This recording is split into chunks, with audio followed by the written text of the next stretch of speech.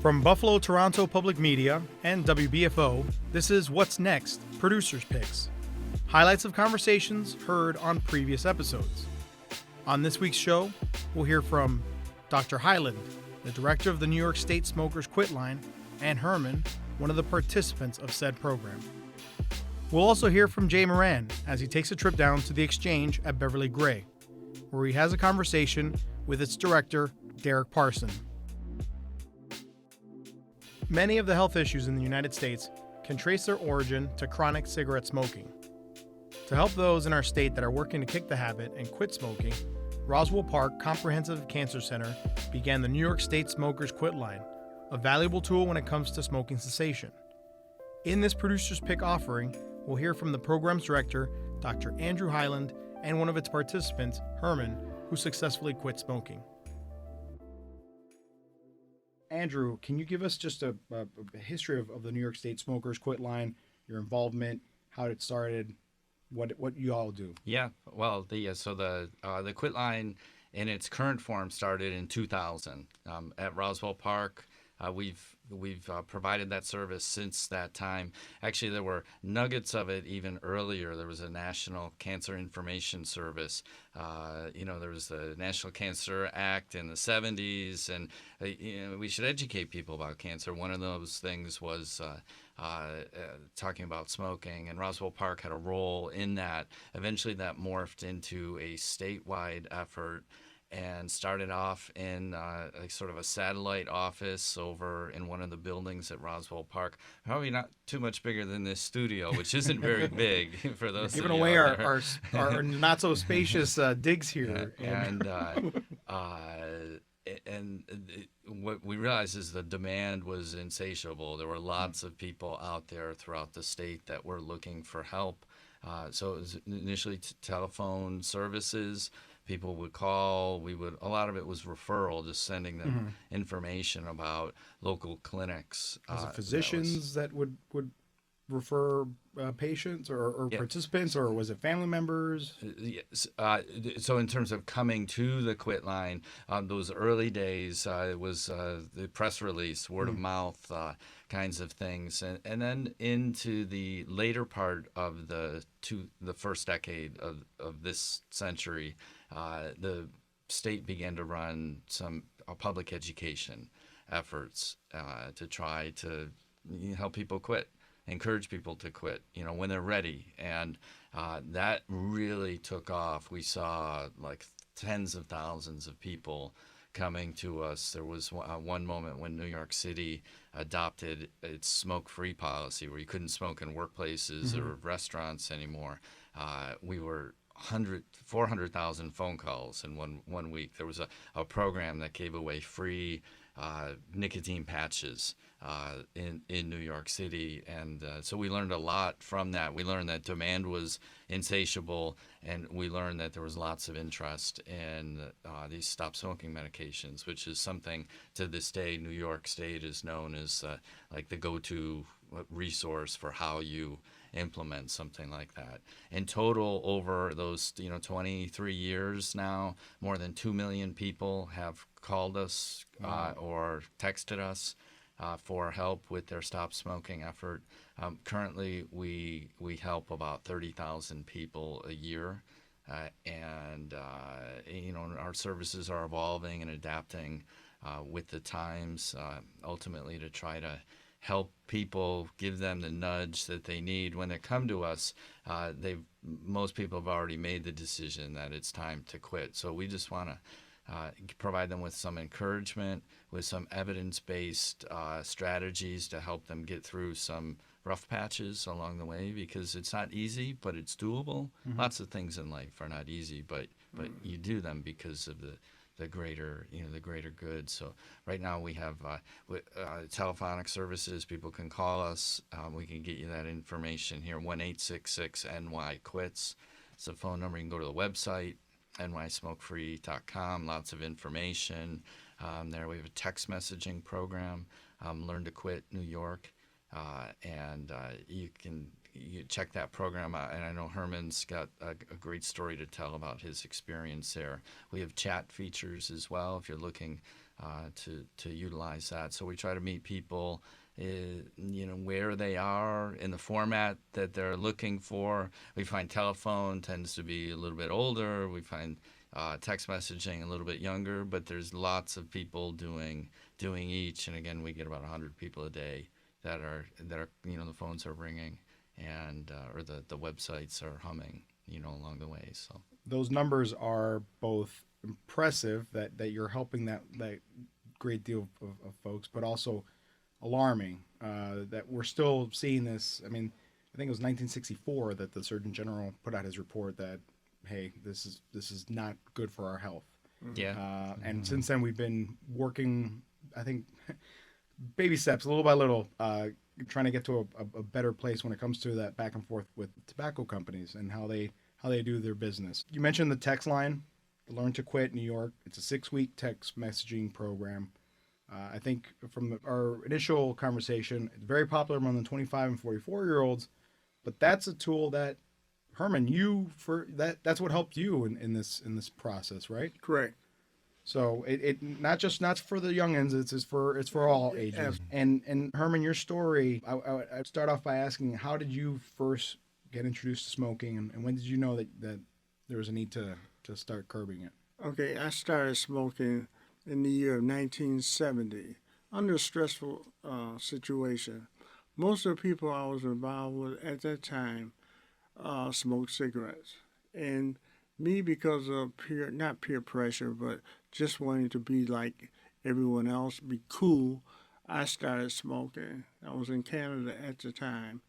Then when I came back to Buffalo, I still had the urge to smoke. And I was always under the impression that smoking relieves stress, fills in the blanks while you don't have, or if you're involved in something, and you light up a cigarette to continue that continuity. Gives you a little kick. Yes. For me, it's I'm Cuban, so caffeine is the one that I have to monitor. But yeah, it gives you that.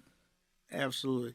And you reach a dependency or, like you say, an addiction to cigarettes, It tends to fill that void from whatever circumstance. A lot of people do it for various reasons, but when I was first started smoking, I never looked at the ills of smoking, how hazardous it could be to me, okay? And I've seen people that had COPD, got cancer, and I saw the repercussions of smoking. But however, at that time, I never thought it would happen to me. That was just something that happened, okay? And this periodically, through whatever situation I was in, periodically I would smoke, whether it be a happy hour, whether it be an occasion I'm talking to someone on the phone, whether it be a situation I'm trying to resolve, okay? I always depended on, subconsciously, always depended on that cigarette to make me feel better, okay? And, okay, when I got in my 30s,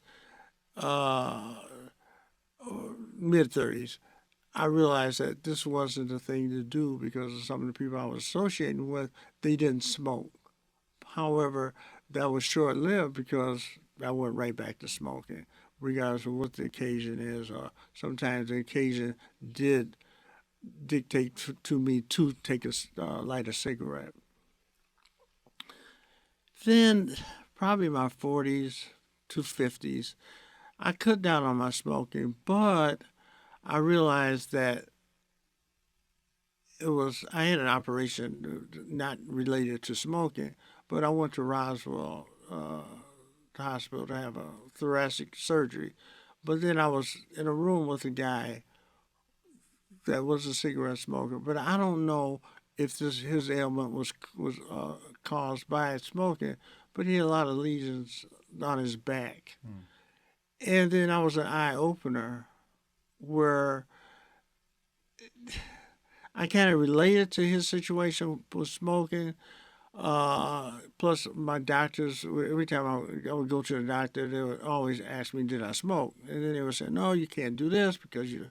But they said, well, maybe if you don't smoke that much, it won't bother you, but cut down, try to cut down, try to leave the smoking alone. So this resonated, but I can't remember the gentleman's name, but I remember his condition and how he was suffering. And I just attributed that to smoking. But it didn't penetrate until maybe 20 years later. Now, I realized some after effects of smoking, coughing, things, particles getting caught in my throat that I'm eating.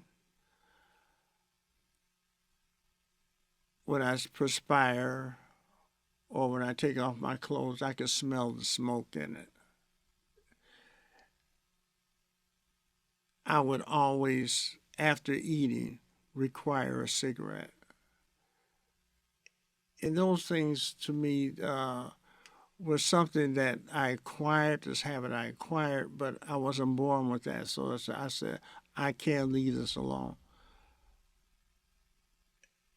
At my age now, it's really, I know smoking is detrimental, and a lot of times I would ask myself when I take a cigarette, when I was smoking, I would say, if something does result from this, like cancer or loss of limb, or anything that bad can happen, I would ask myself,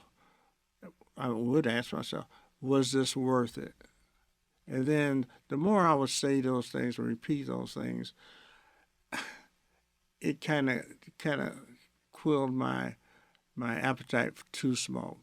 And then the people that I'm with now, my church members, my daughter, close friends, neither of them smoke. Most of them have overcome smoking. And that helps me because nothing in life is easy. And I kind of think of this every time I do have an urge to smoke, it's going to be hard, but you've overcame everything else. You can overcome the smoking. And to be perfectly honest with you, I haven't smoked a cigarette probably in 3 months, but I still have that subconscious subliminal message, oh, you need a cigarette. But then I know that it's no good for me. I know that people have suffered as a result of constantly smoking. And I know that with willpower, strength, resources, like I'm getting from New York Quitline, my church members, my prayer, my daughter, my family, I can overcome this, okay? I never want to get to a point where I'm relaxed and feel like I never will smoke again, but I know deep down inside I will never smoke again because I will never let any problem drive me back to smoking. Because whatever problem I have, smoking would be just a temporary psychological fix. But the problem of smoking, cancer, can't be reversed. So that's where I am today. But I can tell you something about like the survey I took, the New York State Quitline, they always gave me encouragement not to smoke, gave me tools to use to help me in times of maybe weakness, or use these tools so you won't enter that time of weakness. And that's been a tremendous help. And all the things that I've learned from Smoking Quitline, I'm hearing from people that have overcome the smoking habit. I've heard a lot of these things in the past, but I didn't pay attention to. But I think one of the biggest things, plus the ads on TV, where these people are deformed, had cancer in certain parts of their body, or they had the ill effects of cancer. Those things, those people I've always seen prior to this time, I never really paid attention to it. Oh, that's just an ad. But now, thank God, for some reason, it's penetrating my thought process. This could be you, not the process, the thoughts I had before. Oh, it couldn't be me, but now I say it could be me, and why not quit? It's an amazing story, Herman, and I'm thankful you shared it with us. What were some of those tools that really hammered the point home from you mentioned the text line? What was it? There's that moment that because you don't think about it when you're in it. Sure. But then there's that you mentioned the patient that you were next to at Roswell. You saw the immediate effects, and then eventually just something a light bulb went on. Yes. What were some of those tools that caused that to really sure materialize? It was a culmination of things. Plus, it over a time period. It seemed like I got it, but I couldn't connect all the things that affected me later on positively. But okay, one of the tools, the breathing technique, the meditation, the talking with other people that overcame smoking, the having the courage to tell people that you were weak at particular times.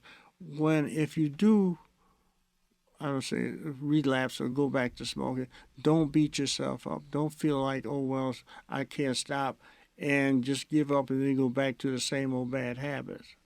And just hope. If you really want to do something, like one of the things in my survey, when I talked to an individual, they said, if you really want to succeed in life, you have to make an effort to do it on your own. Don't depend on someone else to do it for you. Depend on people to help you, but it's ultimately up to you, because there's no excuse. You can't blame anything on anybody else. But once you deal with it yourself, it's a problem, and you know the ill effects, the negativity of what you're involved in. Once you know those facts, then that's when you have to make up your mind to become determined to accomplish what you set out to accomplish. It's great that Roswell Park is doing this initiative, because I feel like we have other stories such as Herman, success stories that come out of this program. You mentioned 30,000 a year. Yeah, well, I mean, Herman, thanks for sharing your story. I mean, it's just an amazing story. And for me, I'm getting tingly, because it's everything we could hope for in an outcome. And there's 100 stories like yours every day, and that's just in New York State. And then there's 50 states, and then you see globally where this is going to, where the companies, while cigarette smoking is going in the downward direction, in the right direction for health, here is still a massive global scale. So there's lots of work to do, and it's all hands on deck, really, to try to work through the public education and try to tell people, because some people don't realize, or maybe in your story, Herman, it was you sort of realized it, but you didn't, though. Sure. It took time for you to come to it. And I think a lot of people, when they make the decision to quit, it is that process. Like, oh, I could quit any time, or I'll quit I'll quit when I'm 30, or I'll quit when I have kids, or I'll quit whenever, and it just have to kind of come to it. But from a health standpoint, there's a media campaign. It's called "Every Cigarette is Doing You Damage," and that is the case for each one. So quitting now gives you the most benefit, but quitting at any time, when you're ready. And most people want to quit. 90% of people who use cigarettes regret having started. And so it's just a matter of trying to work to get that to come out, and then make those efforts. I loved how you putting yourself out there and say, I'm ready to quit, and it use the term courage, because it does, to say, hey, I have a problem, and I could use everyone around me to give me a little bit of a boost. It takes courage to do that. That's an important part for a lot of people.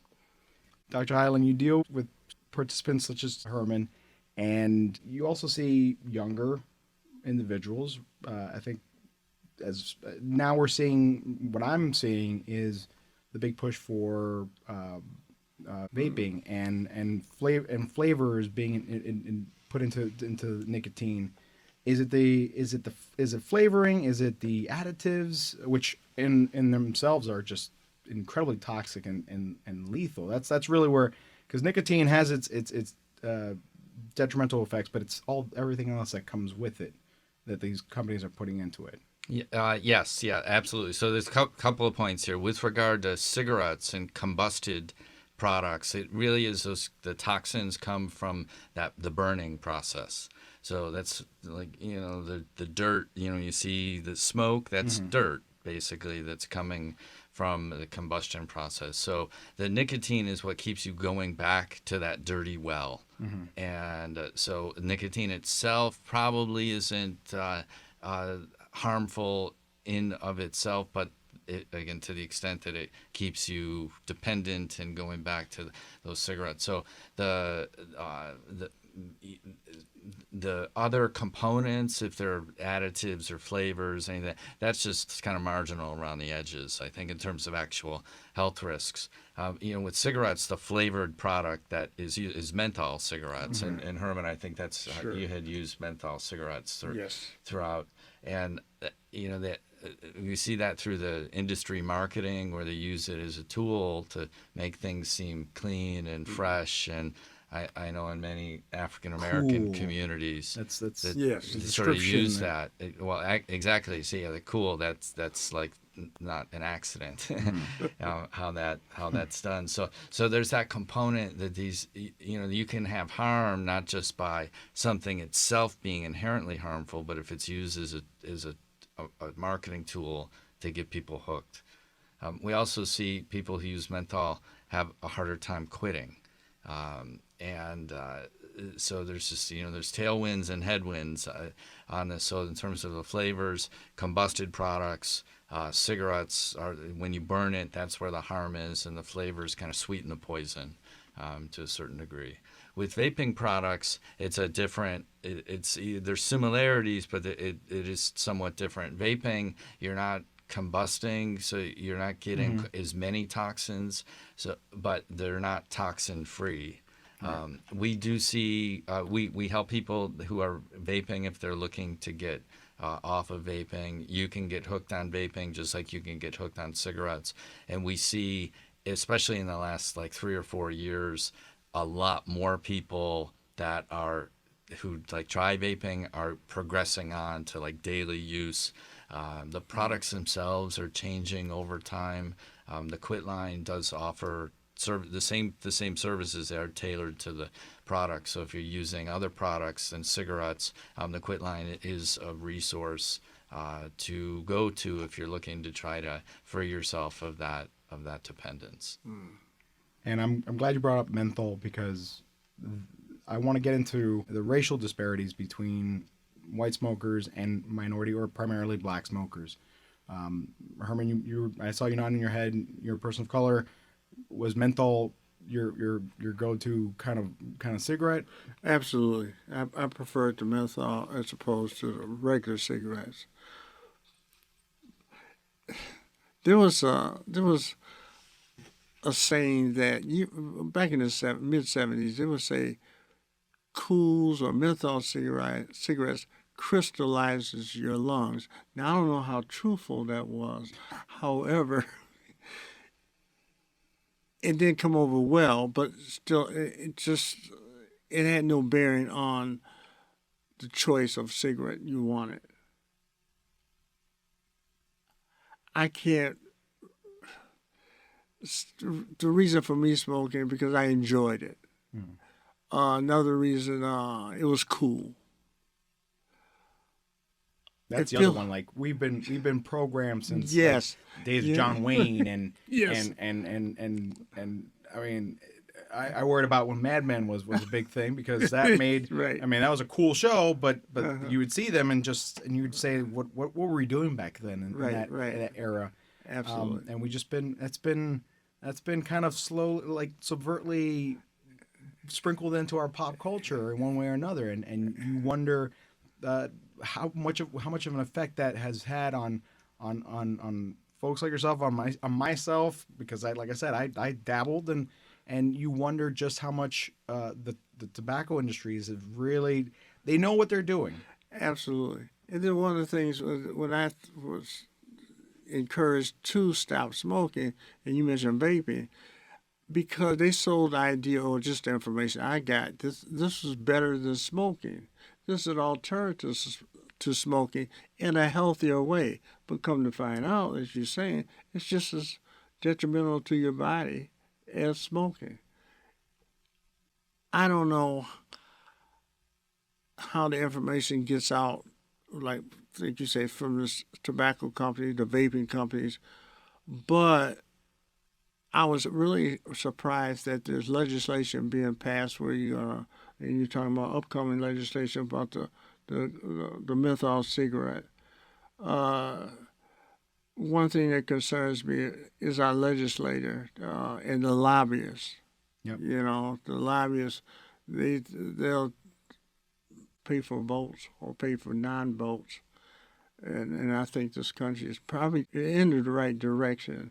But there's a lot more has to be done. Thank you, Dr. Hyland, for your good efforts. And all you guys that from the people that I don't know that are involved from Roswell, I give them credit for continuously putting out the word, showing that smoking is detrimental to your body. And then we have to grasp that and look at it. And when you're saying one more thing, but when you're saying that when people get this information, and when I got the information, you know, how harmful smoking is to people, I said, oh, it never happened to me. And I never would have even paid attention to that until it comes close to me, someone that I know that receives the offshoot of bad things that result from smoking, then it only penetrates my psyche. But that's the thing I would like for people to realize when you're telling them the harmful effects of smoking, that somehow they can grasp that and never just push it behind them. Oh, I want another cigarette, instead of looking at the harmful effects of smoking. And I'm sorry to bring in race. I mean, we like to have those uncomfortable conversations, and some of our critics, whoever they may be, or might be doing a straw man here, but I like to play devil's advocate. And I can imagine, oh, you guys make everything about race. But look no further than the numbers. There's 73% of black individuals who smoke, want to quit smoking. And then primarily the numbers of deaths. There's 45,000 deaths of black Americans every year because of heart disease, cancer, and strokes. All byproducts of tobacco use. And when you look at how it's targeted, how companies disproportionately target minority communities, their advertising, their presence in billboards and advertising. Thankfully, we're past that. We've outlawed that, but it used to be where you get special pricing in certain communities. You advertise in black publications. HBCUs and other community events were also funded by tobacco. So it's targeted marketing, plain and simple. And then when you add the issues of systemic racism and health inequity, health system inequity, it's why you see, I think, a lot of these disproportionate numbers. So once again, I'm sorry to bring race into it, but it's clearly something that the companies know what they're doing in reaching out, in making menthol and menthol flavored cigarettes a pushing point to communities. I wanted to mention we're a long ways away from the 60s, the aforementioned 60s, smoking in restaurants, theaters, practically everywhere. That's gone. There's big changes in laws. Dr. Hyland, you mentioned that there's an FDA lawsuit, correct? Currently, that's hopefully it's statewide and countywide that menthol sales are being restricted. Yeah. See, a lot to unpack in there. I think certainly, Sorry. certainly to consider the role of the industry. They're trying to maximize profits. So they're looking at ways that they can do that, and you named a number of ways that are there, and I think that's just really the bottom line. They're looking to maximize profits. Menthol cigarettes are sold in lots of countries. It's only in the U.S. where one population segment has such a disproportionate use. That 80% of people, African Americans, who smoke use menthol cigarettes. It's like off the charts, and I think you're onto something. That kind of marketing, targeted pricing strategies historically, there's industry documents from their files that show their marketing plans, how to reach African American tobacco users. So I want to make sure, by the way, that I source my numbers. They're from the American Lung Association, so it's not just any old rinky-dink organization coming up with these numbers.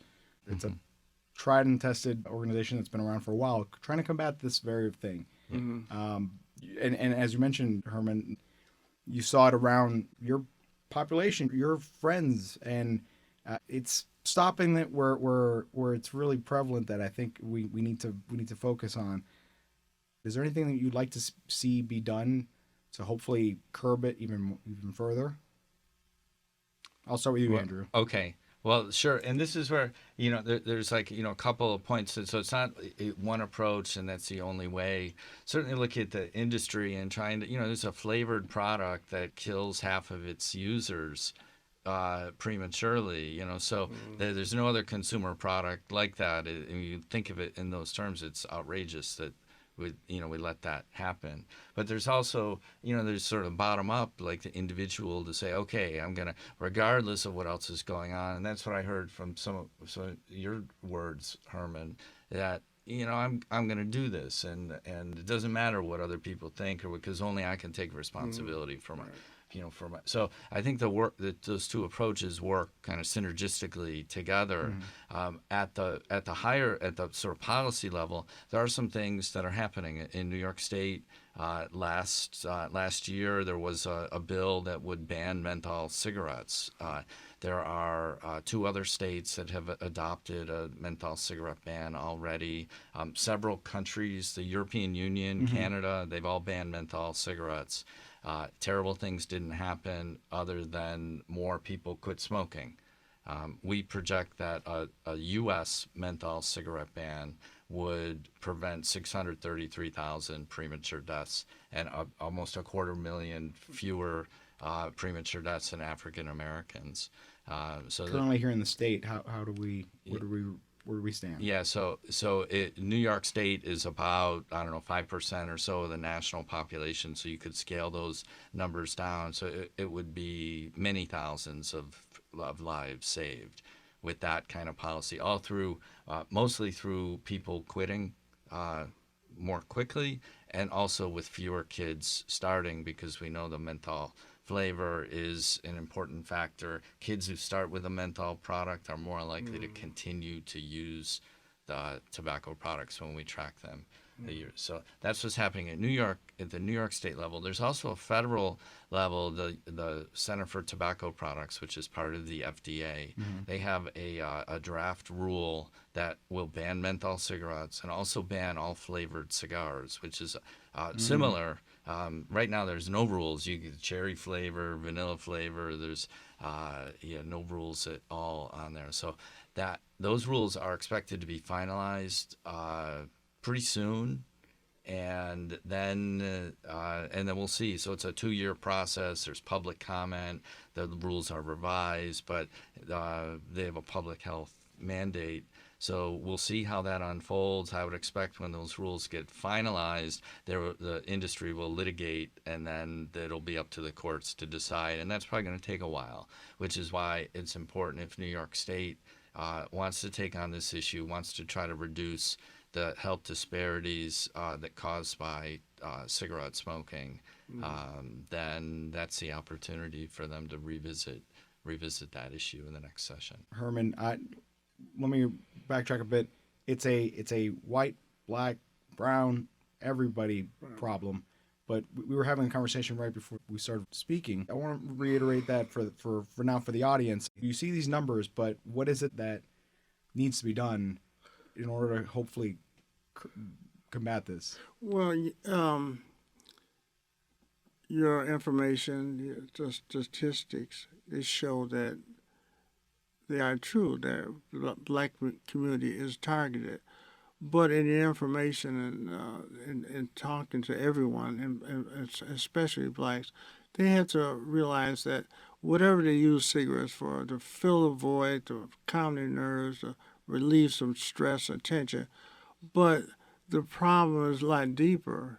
Religion, education, jobs, self-esteem, all these are tools that we must be cognizant of to help us overcome or any situation. Life is life, but we don't want to make ourselves victims, or we don't want to use an excuse for our failures. But I would like the black community to believe in themselves. Take the facts that that are given them and say, "Oh wow, you're targeting me. I'm not going to fall victim to this, regardless of what satisfaction I get out of this." Think of your kids. You don't want your kids to smoke. You don't want your kids to do anything detrimental. And then just disseminate this information amongst yourselves and feel like you used and abused. But then at the final end, you're letting yourself be misused. I did it to myself, but the light came on. For whatever reason, I chose for the light to come on, for me to realize that the black community has to take a stand and then fight against being unfavorably targeted, and just don't become a victim. Next up on What's Next Producers Picks, our host Jay Moran took a trip down to the Beverly Gray Center on Buffalo's East Side. The Exchange of Beverly Gray is a business incubator that specifically targets underrepresented or BIPOC business entrepreneurs. They provide the overhead, training workshops, and additional services to help people of color to start up their own businesses. Jay Moran was able to have a conversation with the center's executive director, Derrick Parson, about the work they're doing.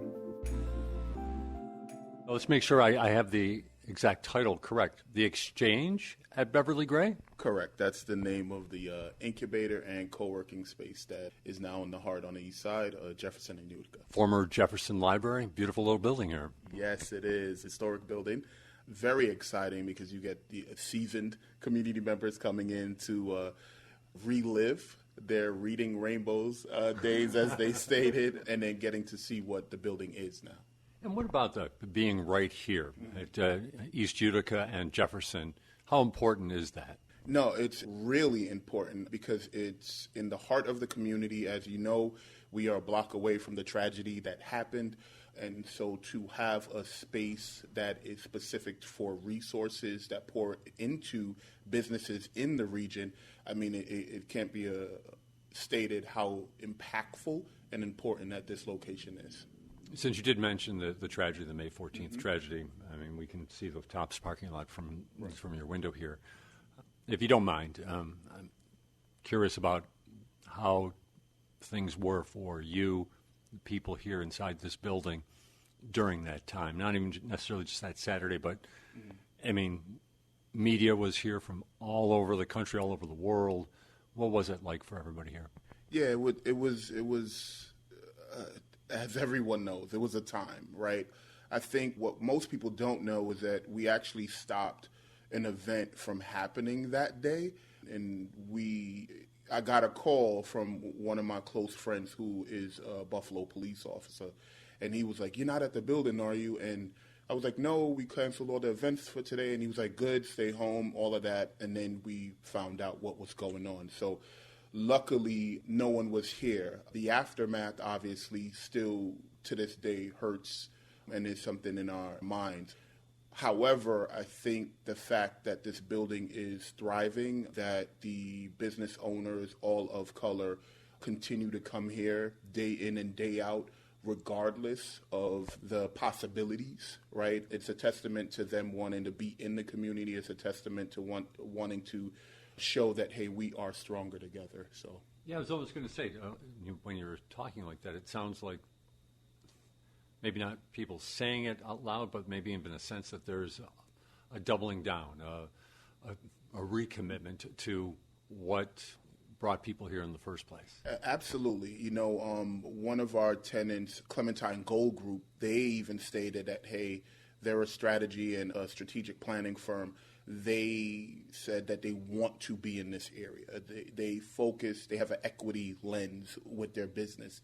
They stated that of all the office spaces that they could have been in throughout the city of Buffalo, they chose this specifically and intentionally because of what happened on that tragic day, but more importantly, how they can pour back into the community surrounding the top. So we just look at it as, you know what, it's a give back. And it's difficult for us too, because as a business incubator, we don't necessarily touch the individual communities. We touch the people in the community who want to start a business.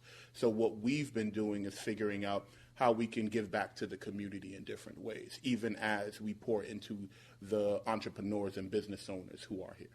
Incubators are complex endeavors, to say the least. I see that uncomfortable smile on your face. So we'll get into maybe a couple different elements of it, but the people who, like you said, you talked about the Clementine Group, how they want to be here, they feel like they need to be here. How about the other?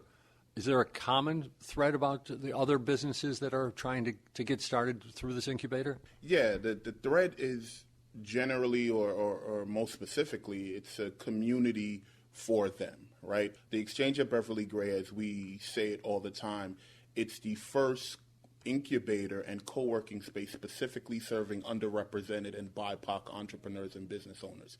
You're not going to find that anywhere else here in the city of Buffalo. And we did that intentionally. We partnered with UB, obviously. You always have to have a big dynamic university behind you. And then we have the support from Mayor Byron Brown, who, opened this space back up in 2017 before we actually became a nonprofit ourselves. And so the biggest piece about that is that everyone knows that this is a space for them. They know when they walk in here, there are people who look like them. We do have a diverse staff still. There are issues and problems that BIPOC and underrepresented entrepreneurs and business owners face that others don't. We address them head on. And so they know when they come here, there's a safe space for them to, hey, I've had problems. Hey, I want a triumph in my business. I know this is a place I can be. Okay, so you brought that up then, the problems, the issues, the obstacles that these business owners have faced. Or let's talk about some of those. What are some of the things that stand out? One of the biggest things is funding, right? We often tell our business owners and our entrepreneurs that you shouldn't run after funding all the time. However, it's hard to not say that when a lot of the funding doesn't come to underrepresented and BIPOC businesses. When you think of dollars raised by these businesses, when they go after loans, when they go after venture capital for some of the larger scale organizations, the numbers are astounding how much that don't flow back into it when they try to get these. And so what we do is we partner with banks. We try to sit down with VCs and other venture firms to understand how we can make these businesses stand out more, whether it's from the onset of growing and the foundational structure of the business so that they know how to get a loan, they know how to get a grant, they know how to get venture capital dollars, and they can be successful when they go out there, those attempts. So that funding piece is the first one. Then it's just the foundational learning, right? How do you actually grow a business the right way? And when we say the right way, that's a little different because every business is different, right? But there are some pillars, if you will, that are tried and tested no matter what kind of business you start. How you started, the formation, growing it, scaling it, things that you have to do, putting operations in place. We try to make sure that our entrepreneurs, if they're new, or our business owners, even if they've been 10, 20 years in the game, they know exactly what they need to be focusing on for where they want to go. Not where we want them to go, but where they want to go. So you talk over goals for them, okay? Absolutely. So not only goals, right? Just issues that they may have had before, that they're facing right now, that they didn't see coming, stuff that we may know that may be coming down the line based upon things that we've done when we do some of our intakes. And then we surround them with specific services, legal, accounting, finance, web design development, anything that they may need. We try to make sure that we can mitigate any issues that they may have down the line. What about their skin in the game? What is the commitment from a business? I mean, obviously, just committing to a business is its own. It's its own skin for sure. But what are these different businesses? What do they have to do to become part of this? Yeah. So here's the fun fact about it: they don't have to do anything. Hey, it sounds like something I could do. Right. They could. As the only thing we ask is to walk in the door. Right. Have an open mindset when you come to talk to us, because this is not our baby. Every business is that individual entrepreneur's, business owner's baby, right? And like most babies, you got to nurture it, take care of it if you want it to grow, right? Like that kind of thing. You have to pour into it. And so we ask that you be as honest and transparent as possible so we know exactly how we can best help you. Right? All the services that we have here, we do our best to make sure that they are free of charge, right? From the accounting, from the legal, all of those things, we may offset certain things. And then even from the programming that we'll be unveiling towards the end of the last quarter, which is coming up in a few weeks, right? All of that programming too, we try to make sure everything is free so that every entrepreneur can have what they need to get to where they're going. You mentioned, be honest, be transparent, and when you said that, I got that sense of what I would be like. Like I said, if I came in here and I've got this idea, I don't necessarily want to tell you everything because maybe I'm embarrassed by it or that it's silly or whatever. How can you talk about those conversations in general? Yeah. How? Because there must be some very frank conversations. Absolutely. So it's funny. It's the transparency part about coming up with an idea and feeling someone's going to steal it, right? Mm-hmm. We tell people all the time, dreams, they're only worth much to you, right? To the individual person. I like that. Dreams really can't make money until they're executed on. And I tell everybody who sits down with us, like, I don't have time to execute on your dream because I'm building something here right now, right? And so once they understand that, then they usually let their guards down, and then they talk about, okay, this is the why behind the business I'm creating, or this is the why behind the pivot that I want to undergo because I've been in the business for 15 years, or this is the why behind why I quit my job for this dream that I have, right? There's a few people who've come in here in the corporate space, 6-figure salaries, years in the space that say, you know what, I want to do this, and we help them as well too. So we have to make sure when we have these conversations, they are transparent, we are frank, we are telling them what they need to hear, not just what they want to hear. So these conversations and these dreams, like you said, how do some people just say, you know what, it's just talking to you, I've learned this is not for me? Do you get those too? Yeah, absolutely. We get a lot. We get the people who are like, oh, I'm fired up, I'm ready to go, I still want to tackle it. Then we get the people who say, oh, and pause, right? And we tell them, listen, entrepreneurship isn't for everyone. There are some people who are more suited to actually work, right, in employment or work for an entrepreneur. There's no problem with that because they may have skills or talents that help entrepreneurs build their business. You can make a lot of money from that alone, right? But what we impress upon people is that when you take a step, this leap, this jump, this journey of faith, you're going to be working more than you did before. You're going to be putting in longer hours. You're going to have to think as if you're each individual role in a company before you even sometimes hire those roles. And so it's a lot to take in, and most people don't see that. What you have is they're only into their craft, and they're not into the actual building of the business. And so that's where we come in and say, hey, let us show you, right? Not do it for you, but let us show you what you need to do. put the pieces around you so that way you can build that business while you still focus on what you love to do, right? Either building a product or service or whatever it is, right? The goal for us is to make sure that, hey, you have around you what you need to get and scale. And scaling is a fancy word for a lot of people, because scaling sometimes means millions and millions of dollars. But if you have somebody making $100 a month and then they now are making $5,000 a month, that's a hell of a scale. Yes. Yeah, I like that scale. Oh, that's okay. That is a hell of a scale. Right. So I'll follow up on that one. Right. So that still is a scale for this entrepreneur. And you got to remember too, the community we serve, they need to see these entrepreneurs who are out here who are doing things like this. They need to be around each other so they can share these stories where they may be fearful and things like that. And more importantly, they just need to know that they can do it. You know, the one thing I think about the city of Buffalo, and I think more specifically about this neighborhood, grit. Grit. Yeah. Lots of grit, for sure. Do you see that? Maybe people don't even understand about themselves, that they have that inside them, that possibility. Yeah, absolutely.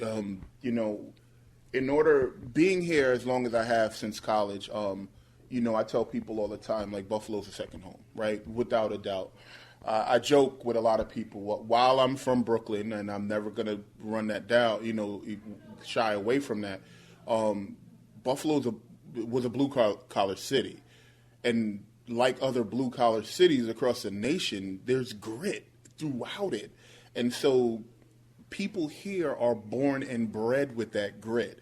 So that in and of itself lives in them. And so that can really push forward into this career of entrepreneurship. And people really don't see it. I do think that as we move, year in and year out, a lot of the successes that have happened, say in tech, right, with like ACV Auctions here and other big name organizations like Tesla and all these manufacturing people wanting to come to the city, right, that's opening the doors for people to say, okay, Buffalo, we're seeing you, and rightfully so, because I've had more people in tech say, like, I've heard about Buffalo. You see these larger organizations and companies are saying, hey, can we put things in Buffalo? That's not by chance, right? That's because Buffalo has been built on this grittiness from day one, right? Yes, the manufacturing plants of yesteryears have left, but we see that there's always a revitalization. There's always a new renaissance, if you will, and that's happening right now. And so we want to make sure here at the Exchange that a lot of the black and brown business owners, entrepreneurs, they don't get left behind. They get to see that, hey, there are people doing these things that are here. And then we also shine a light on people in other cities. I always mention Durham, North Carolina, which is another kind of blue-collar city. They were huge in tobacco that turned into a huge entrepreneur, thriving startup community. Google and Amazon and all of those big names moved into that. And then, lo and behold, you see what's happening here, similar in nature that's happening here in Buffalo. And I think we're really on that cusp of really turning this whole thing around. So I'm excited about that. But again, we've got to do our part to make sure our entrepreneurs and business owners, they get a piece of that pie by being able to build and help and pour back into their own community, but the city at large, right? Because business is about money. And the more businesses, the more entrepreneurs that are bred and are successful, it does really well for the city. I get the sense that once an entrepreneur, always an entrepreneur, and never really stops, probably from the moment you wake up in the morning to the time you go to bed, and maybe even during your dreams as well. Derrick, you walk into this building every day, right here at East Utica and Jefferson, and you get to see this neighborhood. What do you see as possibilities? When you look around, like, wow, this could be here, that could be here. What do you see? Yeah, that's a great question, because I have this conversation with my wife as well too, who is a newly minted entrepreneur as well too. We should get Portia. Yeah, we definitely. Hey, you already. Former okay. coworker. Yeah, absolutely. Shout out to her and her business, Ari Parson PR. doing phenomenal things. And I like to say, at least, I think it's because she's watching me be an entrepreneur all these years. She took a step out. Well, I'd be careful with that one. Right. I think we've had these conversations. And again, because I'm not from here, I have a different perspective, right? I get to see and listen, and I mentioned earlier the seasoned community members that come to the library that say, hey, I just want to live this nostalgic feeling all over again of doing Reading Rainbow, of sitting downstairs, that kind of thing. And then I get to hear what Jefferson Avenue was like back in the 50s, the 60s, the 70s, the 80s, and then I say to myself, wow. It was intentional that the mayor put this hub here. It was intentional that, we created a nonprofit that now stands alone and can raise money, from foundations nationwide. Now we have to be intentional of seeing how we can recreate or rebuild what that Jefferson Avenue corridor. I mean, shops, businesses, playgrounds, the pictures that people have brought in and shown me. I think that is the sense and feeling that I get right now, that's the journey we're on. The more entrepreneurs and business owners that we help, the more we can get Jefferson back to that heyday, right? And I say that respectfully because this is a new generation, right? And so not to get it back to what it was, but to get it back to what it should have been all along. Right? And that's the thing we want to do. We have a lot of open lots here, getting businesses in here, working with the banks to kind of figure out how we can get more buildings spun up. And that way we can really and truly get more businesses in different varieties here. Because as I mentioned before, when entrepreneurs and business owners succeed, they not only pour into their own selves and their families, but they pour into the community, they pour into the city.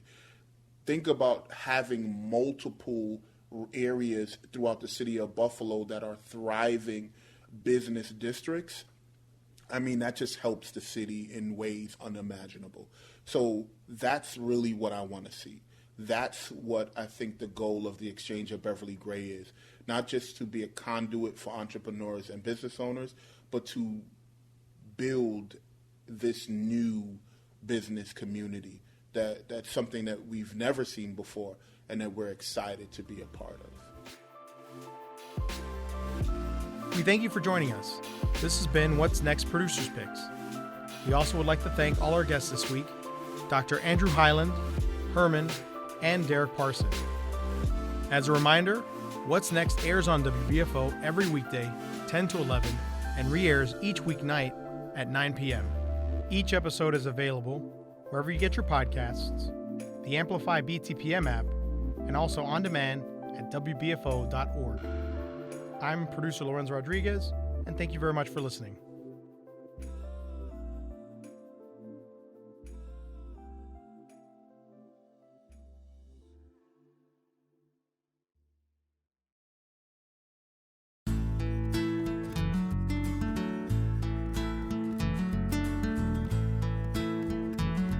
This is the WBFO History Bite, bringing you a peek into significant historical events for the week of October 2nd through October 8th. I'm your host, Josh Deckert. On October 2nd, 1938, the Elmwood Music Hall was demolished. The hall was the main host for performances before Kleinhand's Music Hall opened in 1940. On October 5th, 1995, Common Grounds, Buffalo's first internet cafe, opened. The cafe provided patrons with computers and allowed them to access the internet. The cafe also offered training for the new technology. On October 6, 1991, the earliest recorded snowfall took place in Buffalo. And on October 7, 1829, daredevil Sam Patch jumped from Niagara Falls and survived. 10 days later, Patch jumped from the falls a second time and also survived. You've been listening to the WBFO History Bite. Discover more stories about Western New York's past on the Buffalo History Museum's website. You can learn more at buffalohistory.org. For WBFO, I'm Josh Deckert.